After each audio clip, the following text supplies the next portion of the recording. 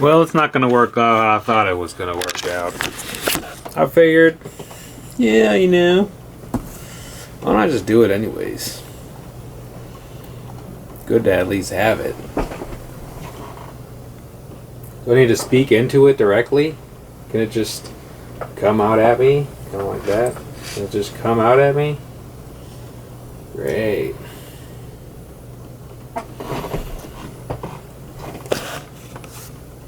Welcome to my show. My name's Nick. This is Turtle Island Tetragrammaton. I'm here with my heart to appreciate my dear viewer. Now, if it's not understood, I'm divinely protected from all and any spiritual attacks lent to me on my channel for sharing openly, I make videos to heal my own perspective and mind, to really tap into what's important. This is the book, so, yeah, whatever. I can describe myself. I'm a gender fluid person of trans experience and a Christian patriot. I also have bipolar disorder, which I discuss openly. Yeah, this was a book I picked up yesterday. I just picked up a couple of books. I felt like there's some books over there. I need to grab them. Yeah, so a couple of segments, and I think I'd like to do this one first. A novel, Peacekeeping, by Misha Berlinski.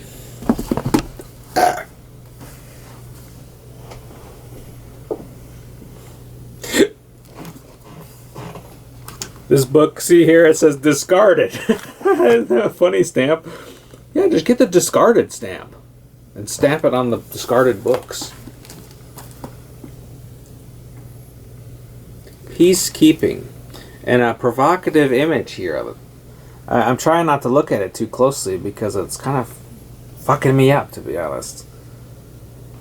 It's, you see a deer person in a beautiful dress and a tank top and a purse with heels on, and they're walking, and the cat people are dressed in military uniforms with blue hats. Interesting that they are wearing blue hats. It's very important. I didn't quite take note of that, but these military people are wearing blue helmets.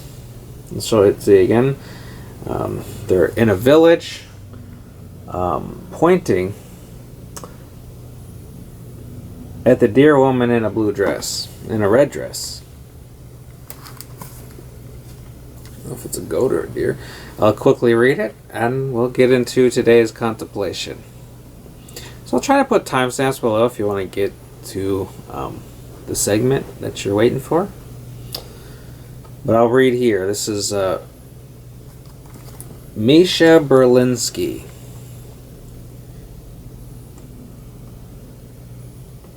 The opening segment, The Darling, eagerly awaited second novel by the National Book Award nominated author of Fieldwork. Misha Berlinski's first novel, Fieldwork, was published in 2007 to rave reviews. Hilary Mantel called it, quote, a quirky, often brilliant debut, and Stephen King said it was, quote, a story that cooks like a mother, end quote, and it was a finalist for the National Book Award. Now, Berlinski returns with Peacekeeping, an equally enthralling story of love, politics, and death in the world's most intriguing country, Haiti. When Terry White, a former deputy sheriff and a failed politician, goes broke in the 2007 and 2008 financial crisis, he takes a job working for the UN, helping to train the Haitian police. He's sent to the remote town of Jeremy, where there are more coffin makers than restaurants, more donkeys than cars, and the dirt roads all slope down sooner or later to the postcard sea. Terry is swept up in the town's complex politics when he befriends an earnest, reforming American educated judge. Soon he convinces the judge to oppose the corrupt but charismatic Senator Maxim Bayard in an upcoming election. But when Terry falls in love with the judge's wife,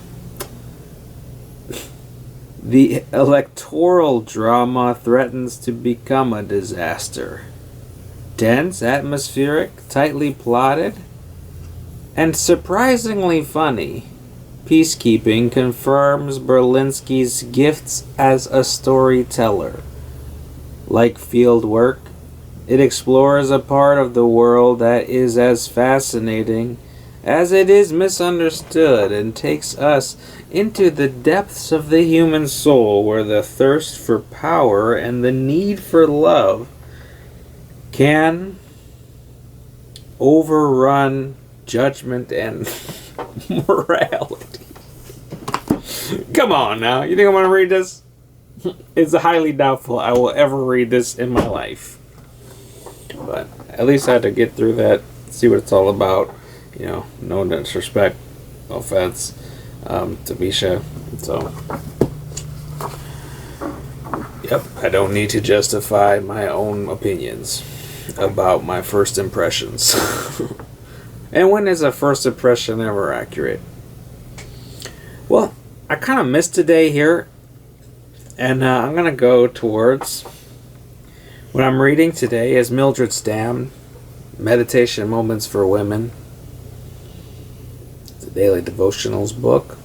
And of course I read these, generally read these without commentary, whether you take them as personal inspiration or as a historical artifact. That's cool. Pick up from what you feel like resonates and what is important for you at this point in your journey. These Mildred Stamm meditation moments for women are always hidden. And I will say, yesterday I went on Amazon to see about it, and you know what I saw there? This book has 4.9 stars. Or that was the meditation moments. Meditation moments. I don't know how these might differ. Meditation moments for women, if they're even different books or the same books, but yeah, 4.9, that's a pretty high rating. People are really being inspired to, if this isn't close to getting in the Word, the Word is present in Mildred, you understand? So, here I'm reading for January 9th, from Colossians chapter 1, verse 9. Quote, "For this cause we also do not cease to pray for you." End quote. Paul was a great man of prayer. In this portion of Scripture, we hear Paul open his heart in prayer for the Colossian Christians. He prayed that they, quote, might walk worthy of the Lord. That's Colossians 1, verse 10. This does not refer merely to a behavior that one can take off and put on at will, but the apostle is speaking of life as a whole. To walk worthy means to walk in a way that will honor Christ. Phillips says, quote, "We also pray that your outward lives, which men see, may bring credit to your Master's name." End quote. A life worthy of the Lord is completely satisfying to Him. So the text reference here says Williams, quote, "So that you may lead lives worthy of the Lord to His full satisfaction." End quote. This implies more than a merely This implies more than merely obeying His commands. It means contemplating his desires and doing all that will please him. From Ephesians chapter 6, verse 6, quote, as the servants of Christ, doing the will of God from the heart, end quote. The secret of walking worthy of the Lord, of completely satisfying him, is found in Colossians verse 1, chapter 9. Paul prayed,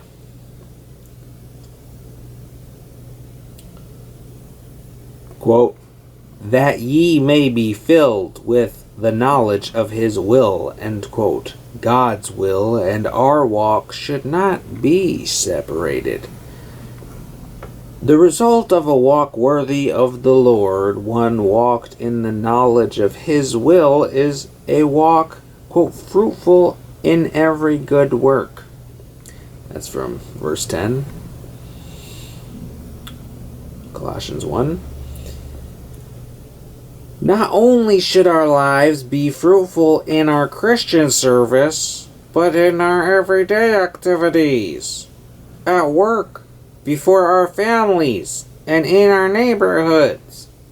A little girl once said, quote, my mistress knows I'm converted, end quote.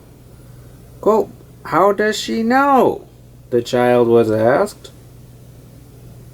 Quote, because I sweep under the mats now, end quote, was the reply. A worthy walk not only produces fruit, but increases the knowledge of God himself.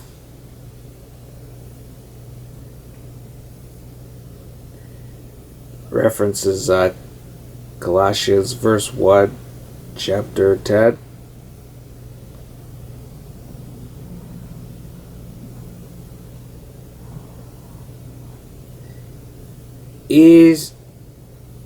I'm saying it wrong. It should be chapter 1, verse 10. My mistake.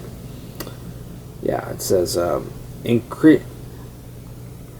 worthy walk not only produces fruit, but increases knowledge of God himself. Okay, is your knowledge of God increasing? Good question. Is he becoming a dearer friend to you?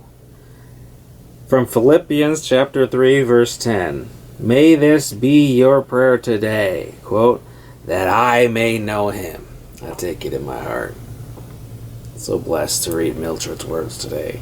And some days shit feels right, some days shit feels off, and every day we see to it that we don't abandon ourselves. Thank you for joining me for this reading. I did take a peek ahead to today's passage from Original Self by Thomas More. I get flutters in my heart when I see this book, in the sense that I described it before. Someone in my family had bought this book and put it on our shelf. Now, had anyone read it? I would doubt it. I would doubt that this book had matched the frequency vibration to any of my family members, that any of them would have ever picked it up. But it's in my possession, and it's in my hands, which means it's mine and meant for me. And Thomas More was this very wise, I just know it. I just know it about him. The words he strings together and uses, so you see the subtitle here, Living with Paradox and Originality. Okay, Thomas More. So I'm going to read a chapter. These are usually a page and a half, 2 pages, two equal pages, so it's going to take me about 10 minutes or more to read them. And I'll close off with pulling from the Golden Future deck, and we'll have a fine day after all this wisdom. Here today on page 53, Original Self. I am the woman of an ancient master, to whom I swore eternal devotion.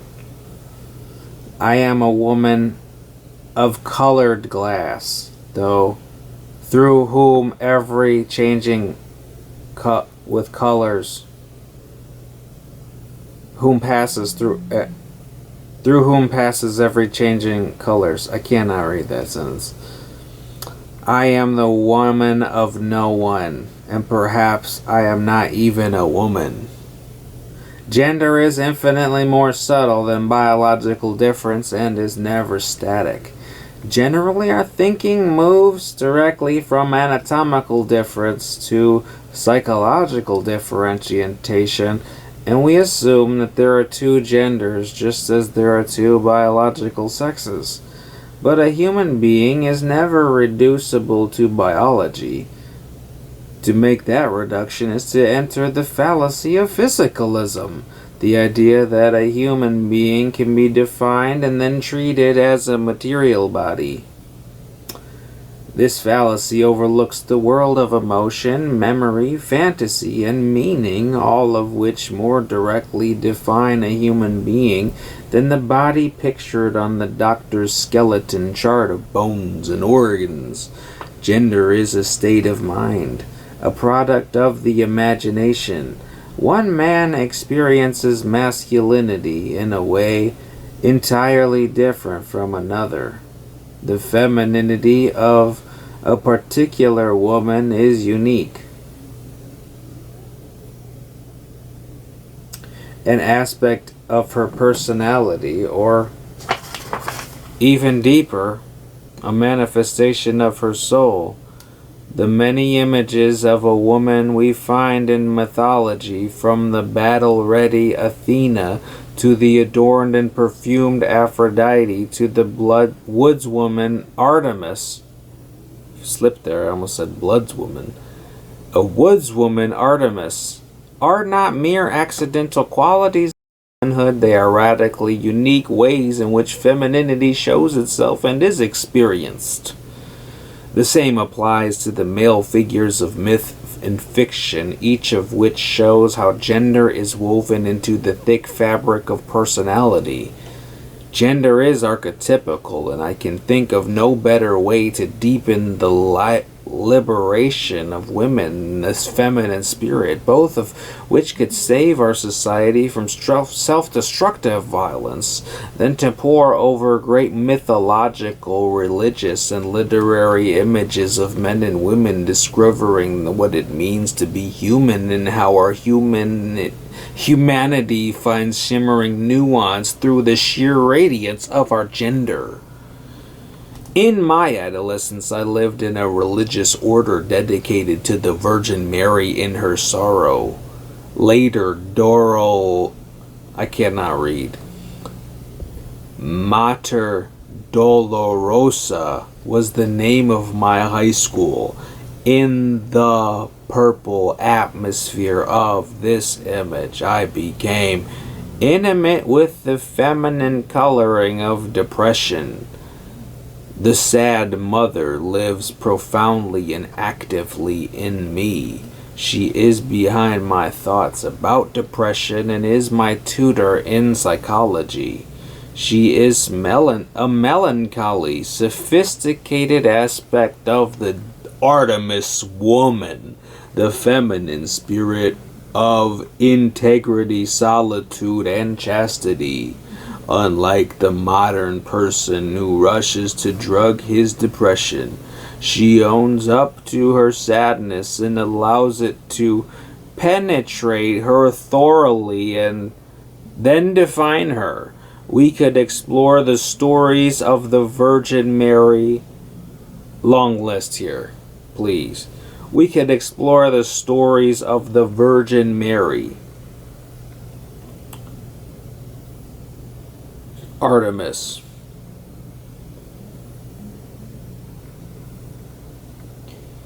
Venus,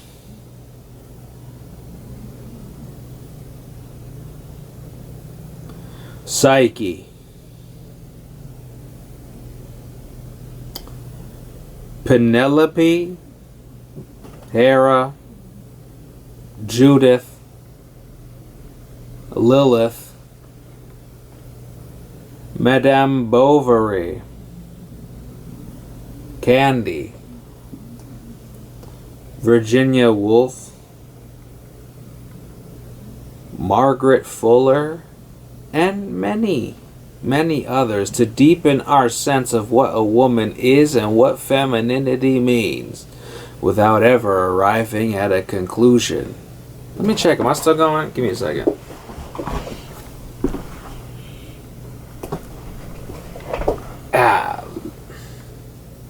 Did I even press record?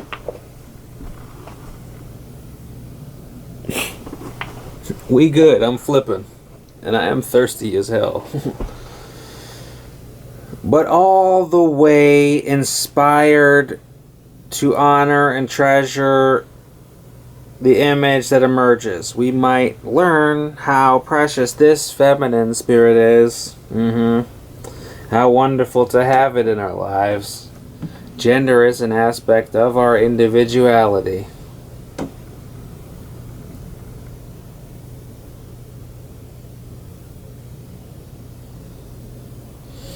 I am a man and no one else is a man. My masculinity is like my American spirit, a defining facet. The variations of gender are infinite, and so it is absurd to reduce gender to two categories and insist that everyone fit into one or the other. Besides, all dualisms doom us to division and conflict. They are simplistic descriptions of experience and tend easily toward literalism. Paradoxically, to become less certain about one's own gender may be the turning point at which one begins to discover the richness of one's masculinity and femininity. Well, I'm going to put you on pause for a second. Come with me to the kitchen. We're going to pause on the podcast, take a little break indoors, you know what I mean? Get a drink, and we'll finish off with the Diana Cooper reading. So pause there and come with me.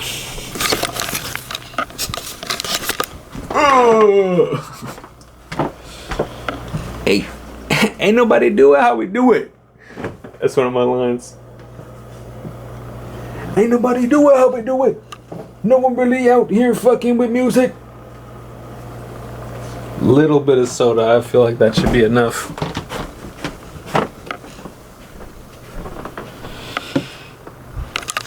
Overly cautious, and yet everything seems to work out.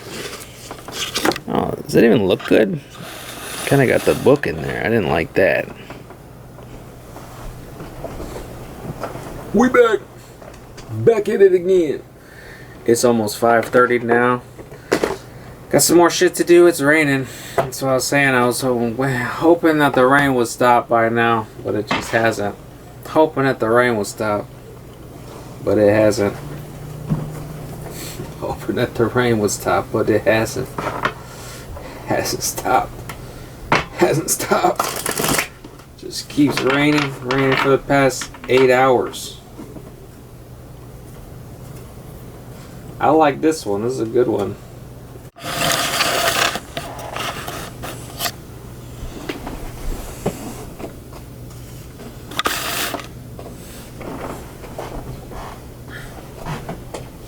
Hard to believe it, but it happened again.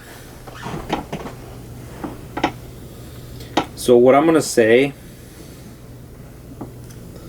is that card is out and this card is in. So we're going to look at number 11.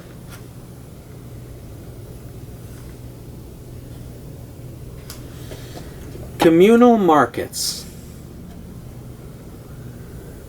Trust that all you need will come to you.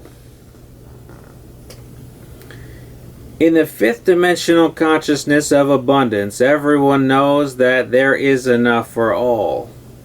In the golden future, everything will be locally sourced, grown, or created, so all produce will be vibrantly fresh. Markets will become joyful communal meeting places where products are displayed on round floating tables. Everything will be pooled and will be exchanged, shared, or freely given. People will take what they need, and no one will take more than they require because they know there is plenty. Creative people will lovingly craft objects or paint pictures and happily give them away. Anything more that is needed will be manifested by the community for the community. People will know that whatever they need will be there when they need it. Awesome. So that closes out this section. And I am so blessed to have you join me. I trust that you are going to have the day you deserve, and you deserve an awesome day. Which is so true. And from my heart,